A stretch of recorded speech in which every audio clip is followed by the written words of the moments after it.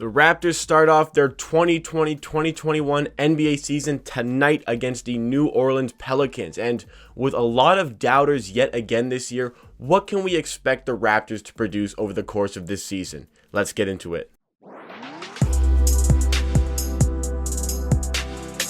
Welcome to Amateur Sports, where we give you NBA content with a focus on the Toronto Raptors. Thank you so much to everybody who has been giving the support over the last little while. I very much appreciate and very much grateful for all that coming in. The Raptors get started tonight against the New Orleans Pelicans.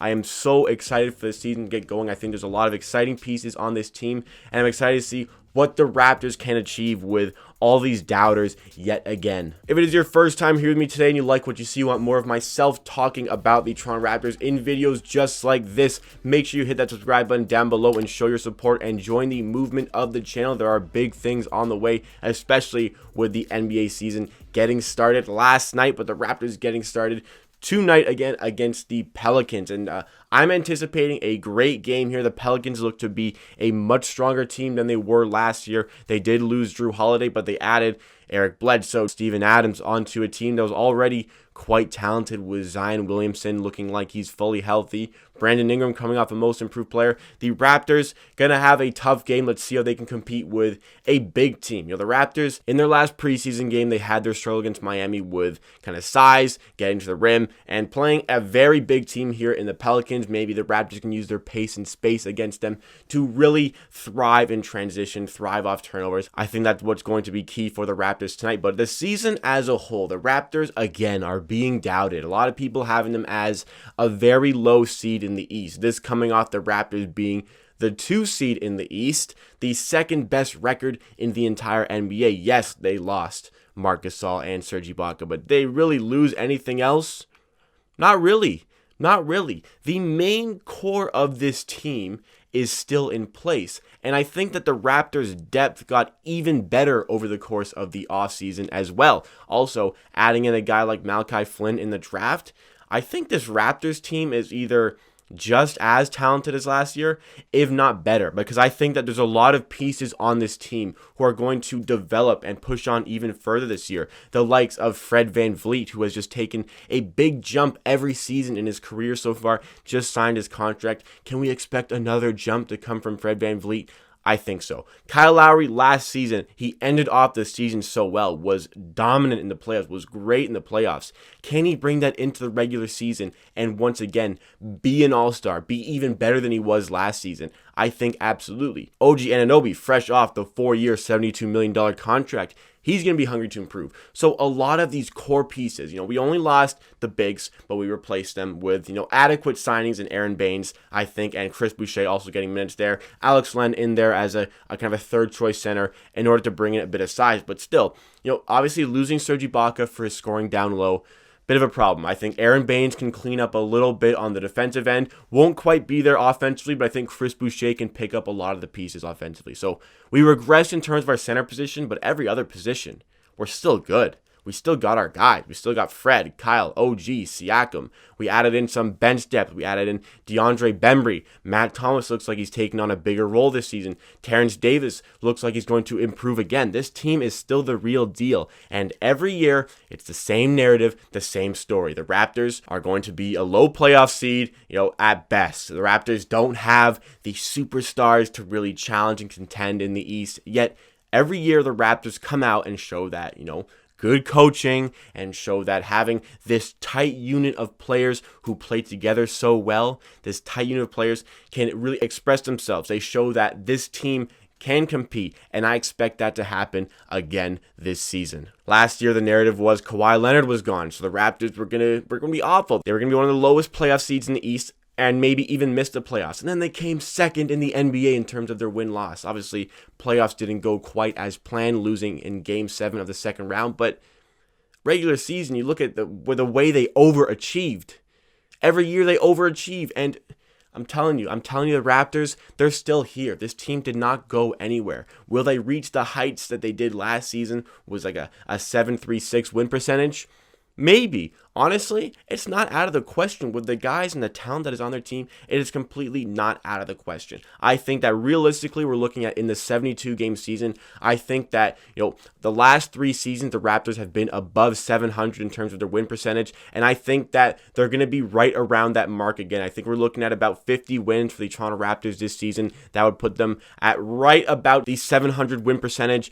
Maybe they can exceed that even further, but I don't think they're really going to go under 48, 49 wins over the course of this 72-game season. I think that, every other season in the last 3 years, they've comfortably gone over 50 wins. And I think that with this shortened season, going to be obviously a little bit tougher to reach that milestone, but I think the Raptors are capable of doing it, getting close to it at least. With a win percentage near 700, I think that the Raptors can realistically look at a top 4 seed in the East, if not top 2 again. I don't think that they're going to be in the bottom 4 of the playoff seeding. I think we're looking at a home court advantage in the playoffs. I think the Raptors kind of have the 4 seed. Looking at it like the Bucks, Celtics, and Nets are the teams that are going to be really tough to overcome. I think the Raptors have enough to be ahead of Miami, and I think the Raptors have enough to be ahead of the Philadelphia 76ers, even with, shaking up this offseason, a lot of new faces there. I think that the Raptors, they have the depth to be a very strong regular season team. This roster, there are at least 15 guys who are talented enough to be serviceable NBA players. Now, obviously, you're not going to use that many players. You're probably going to go about 10, 11 deep with the Toronto Raptors. I'm really liking the starting lineup of having Kyle Lowry, Fred VanVleet as your guards. Then you move down to OG Anunoby, Pascal Siakam, and Aaron Baines at the 5. Then looking at the bench, Norman Powell is the perfect 6th man in the NBA. Love having him come off the bench as a 6th man. Chris Boucher comes in, probably your 7th guy. Then you've got the likes of Matt Thomas. You've got the likes of Terrence Davis and DeAndre Bembry, making it a very nice 10-man rotation. If you need size, go to 11, bring in Alex Len. I think Alex Len was underutilized in that Miami Heat preseason game, but it was preseason. Don't need to worry about that too much. I think this roster has a nice 11 guys that'll be very comfortable using on the court throughout the season. And, it's up for debate if we want to just use those guys. There's more guys you can use. You can take some out that I listed.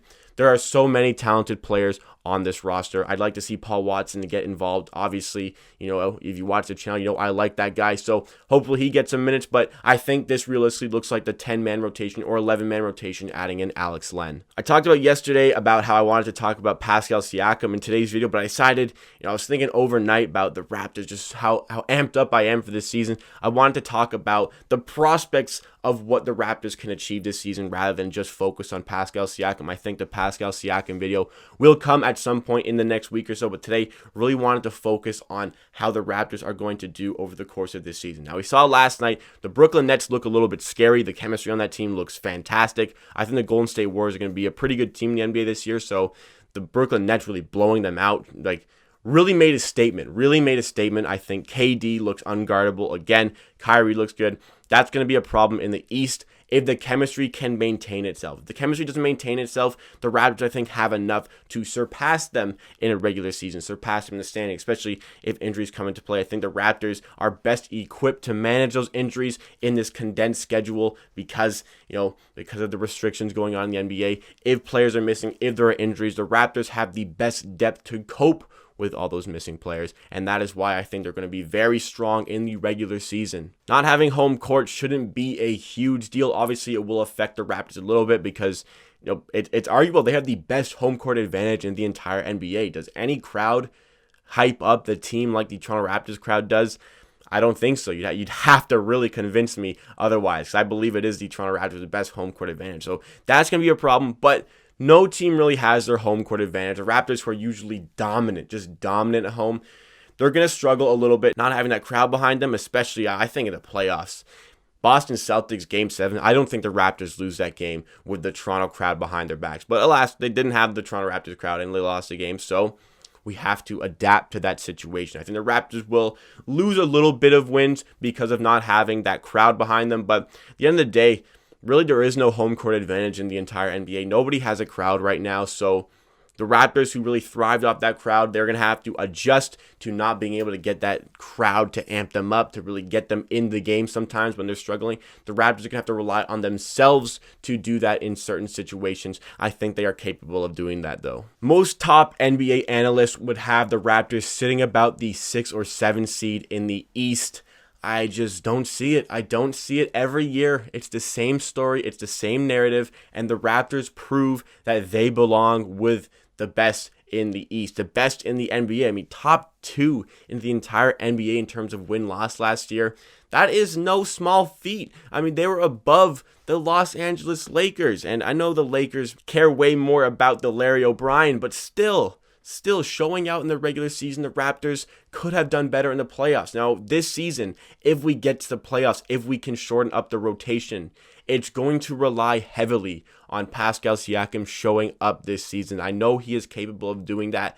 Pascal Siakam was all NBA second team last year. There is no reason why he can't find that again, be an all NBA player, be a starting player on one of the all-star teams. But it's going to come down to the big players showing up in the big games. Pascal Siakam needs to show up in the playoffs if the Raptors are going to have a deep playoff run this year. Last year, the Raptors went to 7 games and narrowly lost in 7 games to the Celtics without Pascal Siakam even showing up to the games. Pascal Siakam was brutal in the entire playoffs, yet we still got that far. So why can't we continue to progress if Pascal Siakam is back to his best or anywhere near his best? Why can't the Raptors continue to overachieve? You know, it's not really overachieving because the Raptors fans were expecting great things coming from them. It's everybody else thinking that they're not there, but Raptors fans know we never left. We're still here. I'm amped up to see this season going. I'm excited to see the Raptors continue to prove the doubters wrong because I have full faith that this team is going to be the real deal this season. They have the piece in place to be the real deal, to push the narrative. Again, the Raptors are underdogs. They love the underdog mentality, and they're going to show out. So to sum up the win-loss or win percentage, I think the Raptors are looking at right about 700 in terms of win percentage, which will take them at about 50 wins. I don't think it's far-fetched to expect that the Raptors achieve that. So that wraps up from me for today. What do you guys think of the Toronto Raptors over the course of the season? Do you think they will be successful again? Do you think the Raptors will exceed that 700 win percentage? What do you think their win-loss will be in this 72-game season? Let me know all your thoughts and opinions in the comments down below. But again, that wraps it up from me for today. Thank you so much for watching. If you are still here, please like the video if you like and subscribe to Amateur Sports for more content just like this. The NBA season for the Raptors gets started tonight, so that means we got a lot of fresh content coming in. We got the game review coming tomorrow to talk about the Pelicans game. I'm so excited to put that out. I'm so excited to see how we can really bounce back from that preseason loss to the Miami Heat. I mean, a lot of good teams didn't even win a game in preseason. We don't need to worry too much, but I want to see how we respond, how we manage differently. Just super amped. Let's get it going. At the end of the day, I believe what I say. If you disagree, that is okay. We'll see you again next time for another video.